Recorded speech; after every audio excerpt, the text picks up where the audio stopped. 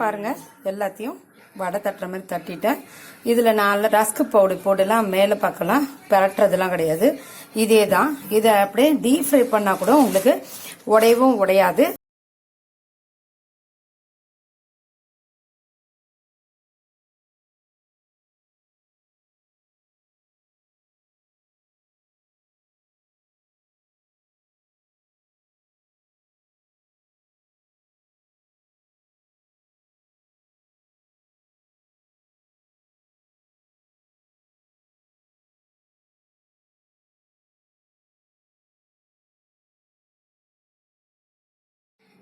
இன்னைக்கு கட்லெட் செய்ய போகிறோம். அதுக்கு தேவையான பொருட்கள் பாருங்க. பீட்ரூட்டு நல்லா துருவி வச்சுக்கலாம், பீன்ஸை நல்லா நறுக்கி எடுத்துக்கணும், கேரட்டை நல்லா துருவிக்கலாம், இது பச்சை மிளகா உங்கள் தேவைக்கேற்ப, உருளைக்கிழங்கு கொஞ்சம் ஒரு 1/4 கிலோ போட்டுக்கோங்க.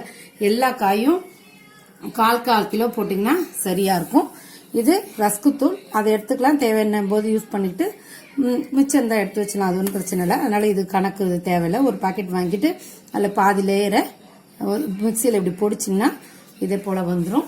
இப்போ என்ன பண்ணலாம் அப்படின்னா பாருங்க, எண்ணெயை கொஞ்சம் ஊற்றி காய வச்சிடலாம். பச்சை மிளகா போடுங்க. பாருங்க, கேரட் போட்டோம், அதை நல்லா நீங்கள் வதக்கிக்கலாம். இது எல்லாத்தையும் ஒன்றாவே போட்டு வதக்கலாம், ரொம்ப ஈஸி தான். நான் உங்களுக்கு காட்டணுன்றதுக்காக தான் தனித்தனியாக செத்தி காமிச்சேன், அதெல்லாம் ஒன்றும் தேவையில்லை. நம்ம எல்லாத்தையும் ஒன்றா கூட செத்தி இது ஒன்றாவே போட்டுக்கலாம், ஏன்னா வதக்க தான் போகிறோம். பாருங்க, இது எல்லாத்தையும் துருவுனதை ஒன்றா போட்டுக்கிறோம். தேவையான அளவு உப்பு போட்டுக்கிறோம், வேறு எதுவுமே போட தேவையில்லை. இது நல்லா ஸ்பைசஸ் எதுவுமே வேண்டாம். நம்ம கரம் மசாலா எதுவுமே போட வேண்டாம். போட்டிங்கன்னா ரொம்ப ஒரு மாதிரி மூஞ்சல் அடிக்கும். இது ரொம்ப மைல்டாக ரொம்ப நல்லாயிருக்கும். நீங்கள் செஞ்சு பாருங்கள். இப்போ இதை கொஞ்ச நேரம் மூடி வச்சுட்டு வேக விடலாம். உப்பை எல்லா பக்கமும் கலரி விடலாம். இப்போ மூடி வச்சு அடுப்பை கொஞ்ச நேரம் சிம்மில் வேக வைக்கலாம். பாருங்கள், நல்லா சுருங்கிடுச்சு. பாருங்கள், நம்ம போட்ட காயெல்லாம் வெந்துடுச்சு. பீன்ஸ்லாம் பாருங்கள் நல்லா வெந்துடுச்சு. இந்த சமயத்தில் கொஞ்சம் ஆற விடலாம். ஆற விட்டுட்டு இந்த மசிச்சு வச்ச உருளைக்கிழங்க அதில் போடணும். கொஞ்சம் ஆறட்டும். பாருங்கள், நல்லா எல்லாம் ஆறிடுச்சு. இப்போது நம்ம இந்த மசிச்சு வச்சுருக்க உருளைக்கிழங்க இதில் போட்டுக்கலாம். இதில் போட்டு நல்லா பிசைஞ்சிட்டோன்னா இதுவே ஒரு பைண்டிங் ஆகிடும். இன்னும் ரொம்ப திக்காக ஆகணும் அப்படின்றதுக்காக நம்ம என்ன பண்ணலாம் அப்படின்னா கொஞ்சோண்டு ரஸ்க்கு பொடியே இதில் போடலாம். பாருங்கள், எப்படி திக் ஒரு மாதிரி கெட்டியாகிடுச்சு பார்த்தீங்களா? உங்களுக்கு டிஃப்ரென்ஸ் பார்க்க முன்னாடிக்கும் பின்னாடிக்கும் பார்த்தா உங்களுக்கு தெரியும். இந்த உருளைக்கிழங்கு நல்லா மசிச்சு விடும்போது தான் நமக்கு நல்லா ஒரு மாதிரி குழப்பு கிடைக்கும். இப்போ நம்ம இந்த ரஸ்க்கு பொடி இது கொஞ்சம் தனித்தனியாக இருக்குன்றதுனால கொஞ்சோண்டு ரஸ்க்கு பொடி மட்டும் இதில் போடலாம். இதுவுமே அப்படி தான், உங்களுக்கு பிசையும் போது உங்களுக்கு தெரியும் திக்காக இருக்குது அப்படின்னு சொல்லிட்டு. அப்போ நம்ம ரஸ்க்கு பொடியை நிறுத்திக்கலாம். அப்படியே எல்லாத்தையும் கொட்டாதீங்க, கொஞ்சம் கொஞ்சமாக போட்டு பாருங்கள். உதிரியாக வர்றது அப்படின்னா இன்னும் கொஞ்சம் போடுங்க. கரெக்டாக இங்கே பாருங்கள், இது ரொம்ப சரியாக அமைஞ்சிருக்கு. இப்போ இந்த கட்லெட்டுக்கு இங்கே பாருங்கள் இப்படி நல்லா உருட்டிட்டு இதான் ரொம்ப இங்கே பாருங்கள் நடுவில் வச்சு இப்படி வச்சு தட்டிட்டு இங்கே பாருங்கள் இப்படி செஞ்சோம் அப்படின்னா கரெக்டான ஷேப்பு ஒரு மாதிரி தூக்குன மாதிரி இருக்கும். இது கரெக்டானது. இதே மாதிரி எல்லா கட்லெட்டையும் செஞ்சுட்டு காமிக்கிறேன். பாருங்கள், எல்லாத்தையும் வடை தட்டுற மாதிரி தட்டிட்டேன். இதில் 4 ரஸ்க் பவுடர் போடலாம், மேலே பார்க்கலாம், பரட்டுறதுலாம் கிடையாது. இதே தான். இதை அப்படியே டீப் ஃப்ரை பண்ணால் கூட உங்களுக்கு உடையவும் உடையாது, அதே சமயத்தில் பிரியவும் பிரியாது, அவ்வளோ நல்லா இருக்கும்.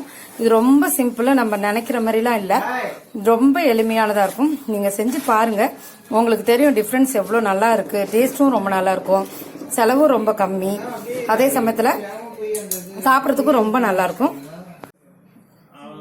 பாருங்க, நல்லா எண்ணெய் காஞ்சோடனே இந்த வடைகளை அங்கே உள்ள போடுறோம். இது மேலெல்லாம் ரஸ்கு தூள் எல்லாம் நான் போடலை. ரஸ்கு தூள் போடாமே இது அப்படியே சுட்டி எடுத்தாலே நல்லா தான் வரும். ரஸ்கு தூள் போட்டால் அது மேலே இருக்கிறது எல்லாம் எண்ணெய்க்குள்ளே இறங்கிடும், அது ஒரு மாதிரி கசகசன்னு இருக்கும் எண்ணெய். அதனால இது பாருங்க, இப்படி டைரெக்டாக போட்டால் நல்லா கொஞ்சம் எண்ணெய் காஞ்சோடனே போடுங்க. இது கொஞ்சம் நல்ல எண்ணெய், கொஞ்சம் பொங்க தான் செய்யும். நல்லா வேகிற வரைக்கும் திருப்பாதீங்க, திருப்புனா உடைய தான் செய்யும். இது நல்லா இறங்கினோடனே எடுத்துட்டோம் அப்படின்னா 2 பக்கமும் திருப்பி போட்டு எடுத்துட்டோன்னா அருமையாக இருக்கும் கட்லெட்டு. இருங்க வேகட்டும் பார்க்கலாம். இந்த பாருங்க, இதை திருப்பி போடலாம். பாருங்கள், ஒரு பக்கம் வெந்துருச்சு. இப்போ இப்படி உடைக்காமல் திருப்பி போடலாம். பாருங்கள், இப்போ பார்த்தீங்கன்னா நல்லா அருமையாக வேகும். வெந்தோடனே பாருங்கள், நம்ம எந்த காரணத்து கொண்டும் ரொம்ப கிளறக்கூடாது, உடஞ்சிரும். அதனால் இது வேகிற வரைக்கும் பாருங்கள், முட்டை முட்டையாக வருது பாருங்கள், அது வேகணும். வேகிற வரைக்கும் நல்லா வேகட்டும். பாருங்கள், வெந்துடுச்சு. இப்போ எடுத்துடலாம். இங்கே பாருங்கள் எவ்வளோ அழகாக கலராக ரொம்ப நல்லாயிருக்கும். நீங்கள் கடையில் அதுக்கப்புறம் வாங்கி சாப்பிடவே மாட்டீங்க. பாருங்கள், ரொம்ப அழகான இதாக இருக்கும். அதே சமயத்தில் எண்ணெயவும் பாருங்கள். இதுவே நம்ம ரஸ்க்கு பொடி போட்டிருந்தோன்னா எண்ணெய் ரொம்ப இங்கே பாருங்கள், கீழே பாருங்கள், எண்ணெய் ரொம்ப அதிகமாக குப்பை கீழே இருக்கும். இப்போ எண்ணெய் பாருங்கள் எவ்வளோ க்ளீனாக இருக்குது. அதுக்கு முக்கியமான காரணம் நம்ம ரஸ்க்கு பொடி மேலே தூவாதது தான்.